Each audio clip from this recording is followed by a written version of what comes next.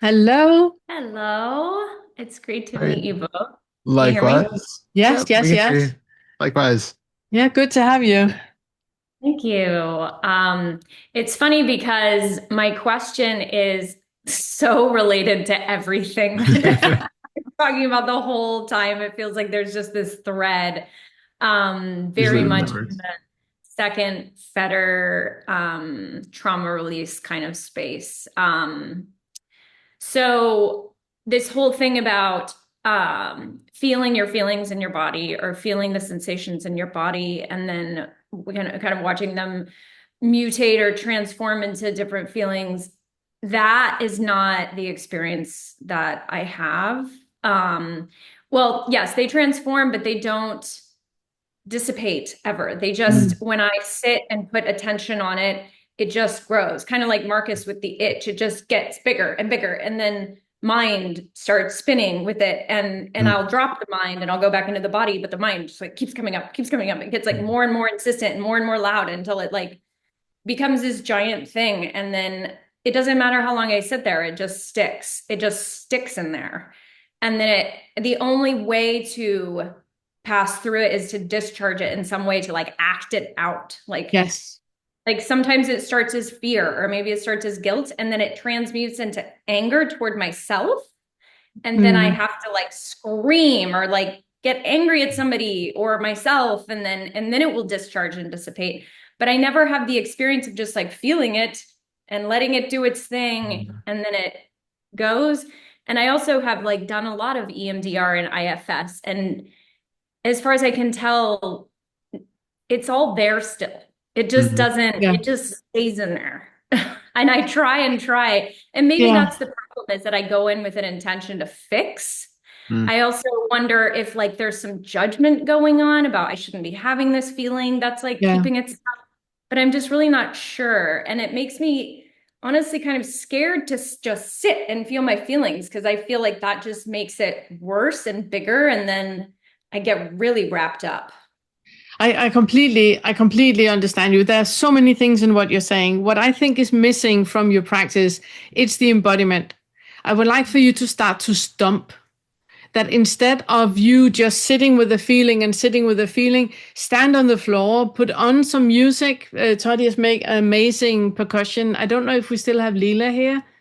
Leela, if you're still here, could you put the link for the percussion track in the comment section? It's one that we use for the embodiment workshops that we have, because it's very much about allowing the body to stomp and shake and scream. It's a bit like TRE but full body. Mhm. So What's instead sorry? of TRE is when you it's a type of body therapy where you put your muscles in a position where they start to shake, Mhm.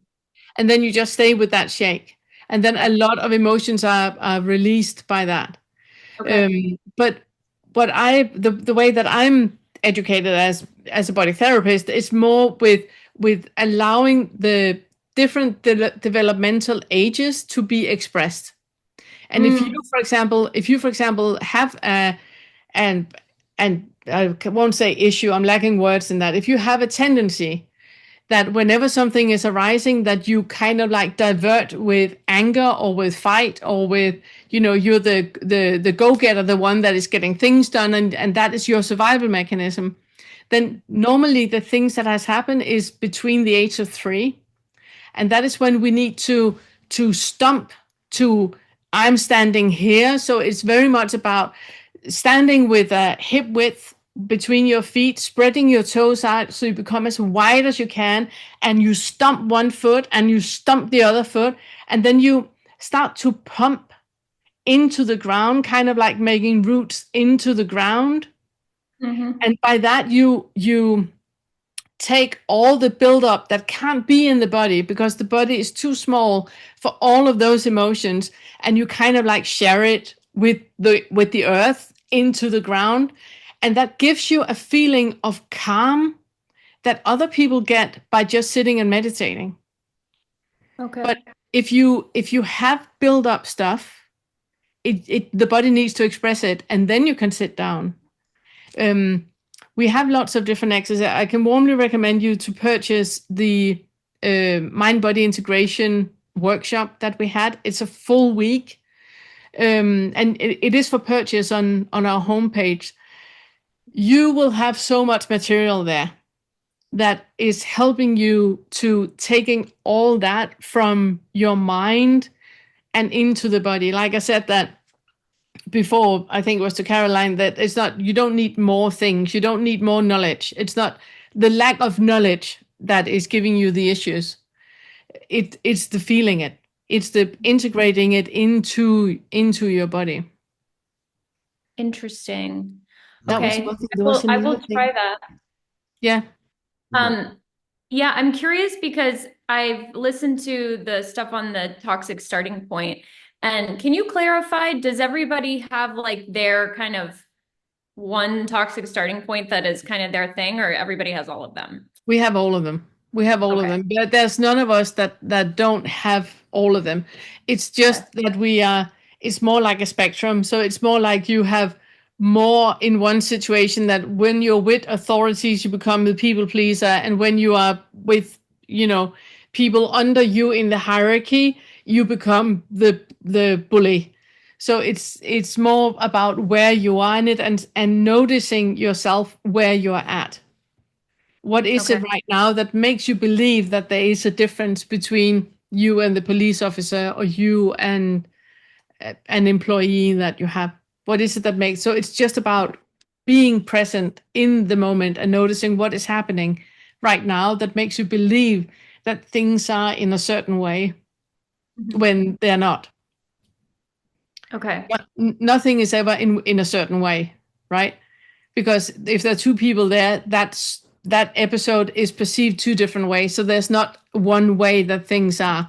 So that's why it's so important to become curious to, why do you think things are in this particular way right now when it's not? Right, because everybody's in their own bubble of reality. And Yep. so Yeah. they're always right in their own bubble. Yes, Yeah. exactly.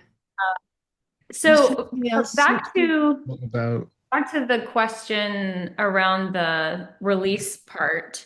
So what happens to me is like I'll be triggered in some kind of way, and then, I have a feeling, and then I have a thought, and then I drop the thought and I focus. And is it best to like really just do the trauma release and focus on the feeling and like really devote myself to doing that for some period of time if I can? Or is it also good, because you mentioned putting some amount of attention on the whole space? That was it. It was the puppy. It was the red puppy. It's so complicated when we have when we have had a lot today, you heady guys that have everything up in the head, and you're trying to understand with your intellect, and you are trying to make a little journal or bullet points on what to do so I can do the right thing in the right sequence. It's really difficult because it's different every single time. Sometimes you need to stomp it away, other times you need to sit with it. The common denominator for everything, it's unconditional acceptance of whatever is arising. And if you struggle with the unconditional acceptance to whatever is arising, then feel into that. Then have that as the focus. Have that as the focus, is like, am I really actually accepting this? Because my intuition is that I'm not. There's some it's hidden judgment in there. yeah, and it's not even like the question of whether you are, it's feeling the resistance, right? Because if you're not, it's not just a lack of something that's more conceptual. It's what is actually here. So if you were having a lack of what we would say like a lack of acceptance, it really means that there's an act of resistance.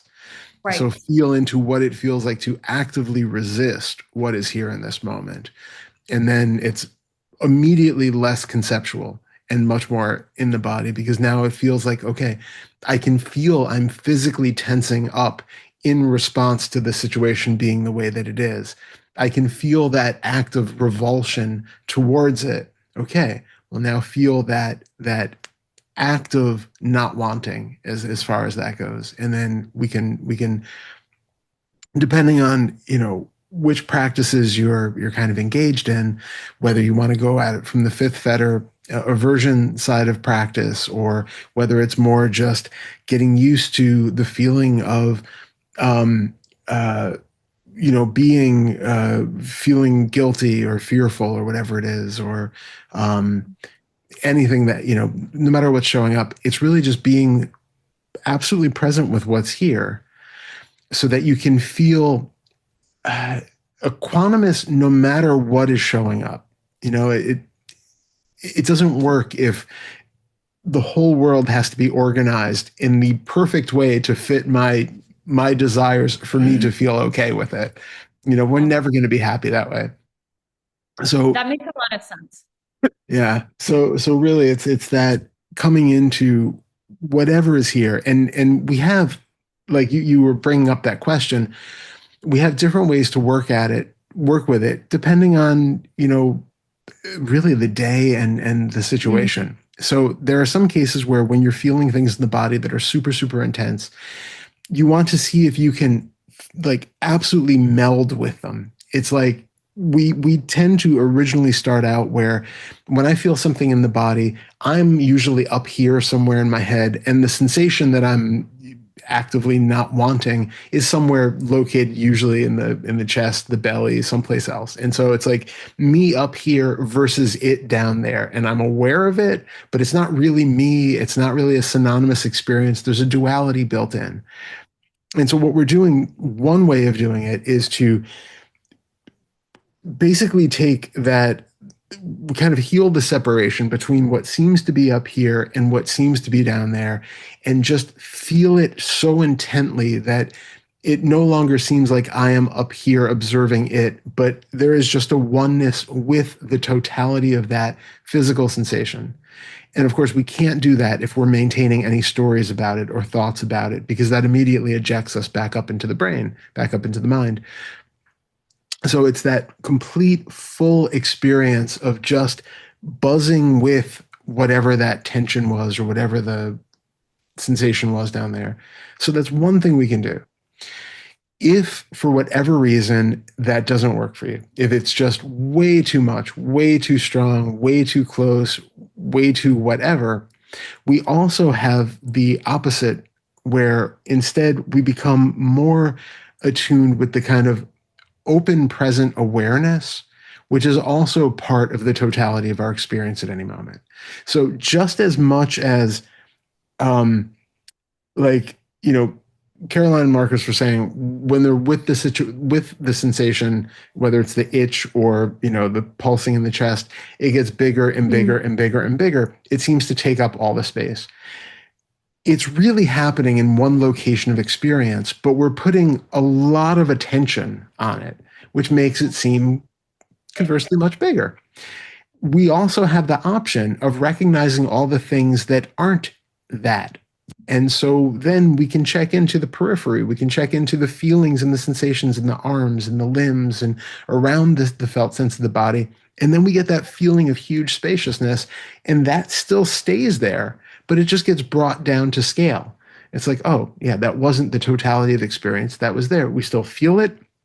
We don't bypass from it, but we're aware that that is not the totality of the experience. So that's another viable option to use. It's like, I think of what we do as really building up a toolkit, and it's just having the wisdom about which tool to use at any one time, which is what gives us the resilience of being our own practitioners, where we're not bound to somebody else, constantly checking in and saying, well, what to do next. We want to have that self reliance. The Buddha said, be a light unto yourself. So really what we're doing is like building up what tools work for you, and then learning that wisdom of when to employ which one. Yes, I love that because that is exactly what I was asking about. So I've had phobias, lots of fear-based stuff. And I had a phobia of flying for a long time. Mm. And I tried the method where I just went into my body and felt the fear. And that was interesting. I learned a lot about how it felt, but it just stayed. It Yeah. was when I started noticing the dimmed lights in the cabin and the Mhm. very pleasant temperature and just feeling my butt on the seat, Yep.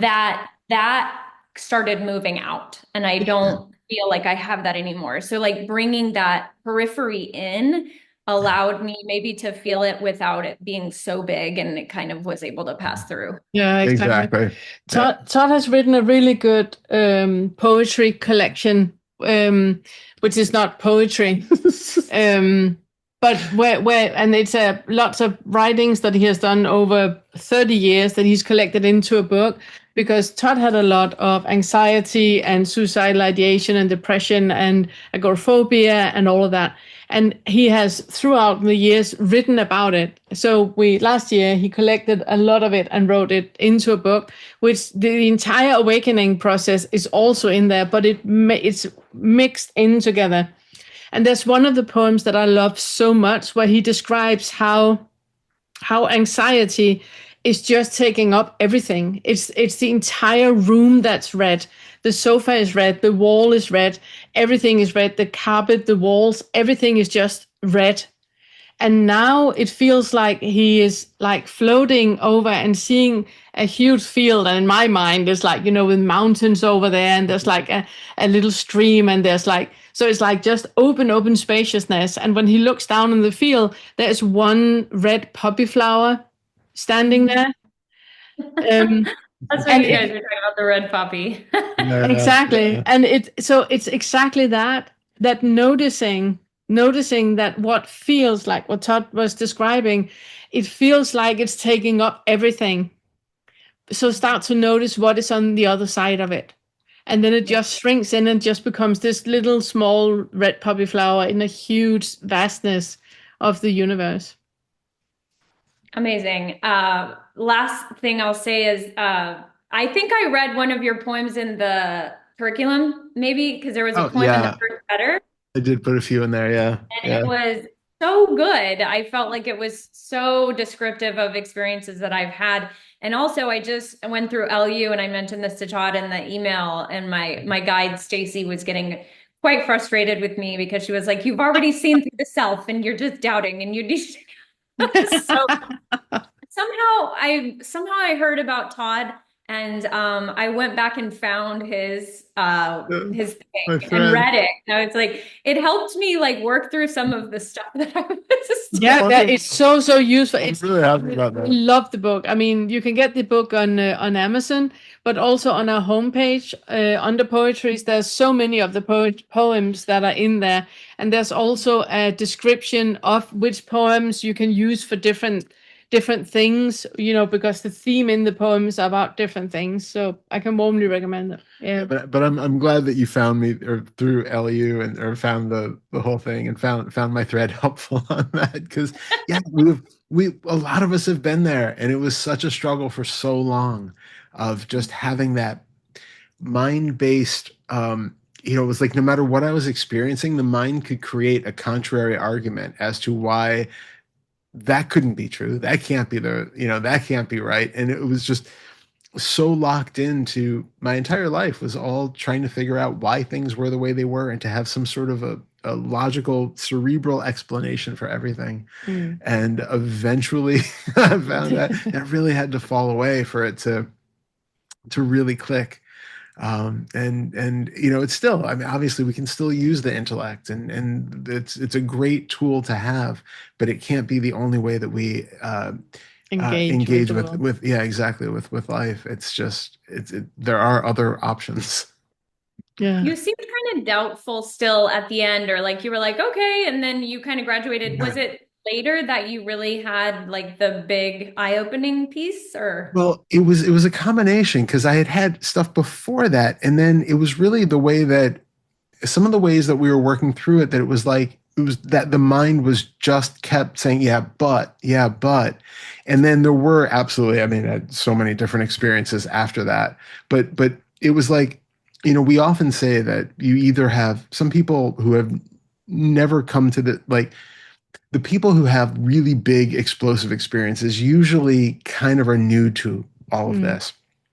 It's like, you hear where somebody will accidentally watch a YouTube video, and then they just have this like spontaneous Oh my God. But for most of us, I mean, I had been, practicing for like 20 years. And so there were no new surprises there to be found, really. It was this very gradual shift, shift, shift, shift, and kind of slow. And then there were some big experiences or bigger experiences in there, but it wasn't like one definitive pop. And I think that was one of my sticking points, was that I heard stories from people that were saying, oh, but you have to have this specific experience for it to be that. And it's like, but I don't think I've had that experience, but I can't tell if I've had that experience because I don't know whether what I'm experiencing is the same as their experience. So then you get into that whole comparison and expectation deal, which is just a nightmare, because there's no way to get out of that, because bubble of reality, you can only experience your experience, and you don't know when somebody describes something whether what they're describing is the same as your experience or not. And as we talked about with Marcus, everybody is different. All of our wirings are different. So your background in history is going to create a different set of awakening experiences than somebody else. And it's just to be expected. But I was not aware of that at the time. And so a lot of it was more because there had been so many shifts, and there were so many shifts after then. But a lot of it was really the clearing out of those sticking points of really conceptualization of what it even meant to have awakening experiences, what awakening even meant. Like, all of that had to be challenged gradually, bit by bit. Because I will say, like, when I was going through LU, my view of what awakening is completely different from what it is now. There has been such a profound change in even the thoughts about it, and the way that I anticipated people on the other side would be and what it would be like, and all of that has completely changed. So I had so much bound into 20 years of reading Buddhist sutras and stuff like that, that was like setting me up for these ideals of what it should look like and be like. And of course, there were these very, grandiose, overly mythologized, overly florid versions of that the kind of awakened experience. There were wonderful metaphors, but I was taking everything very literally. And it has taken time to really become positively disillusioned in a way. If that makes sense. I think no, that is totally, I feel very, very resonating with that. Excellent. All of that. Yeah. So I'm happy that you were able to get some benefit out of reading that too. Well, I look forward to joining these calls in the future, and I'm going to keep working through the curriculum. I'll cede the floor for other people who have been waiting. Thank you so much. Thank you so much. It was a pleasure meeting you. Yeah, really good. Meeting you. We'll see you soon. Bye. We have created a course of our first Feta material. This course will walk you step by step through all of the ways in which identification is created and selfing happens. If you've been struggling to see through the self-structure or have that first awakening shift, this course contains hundreds of tools to help you discover the selfing mechanisms when they're happening, and then see through the illusion of identification that are created. Along with over 14 hours of videos, this $49 course contains a full book worth of summaries, extrapolations on the videos, written inquiry suggestions, and other text. So work slowly, leave time for integration. This is powerful material, and it can be life-changing.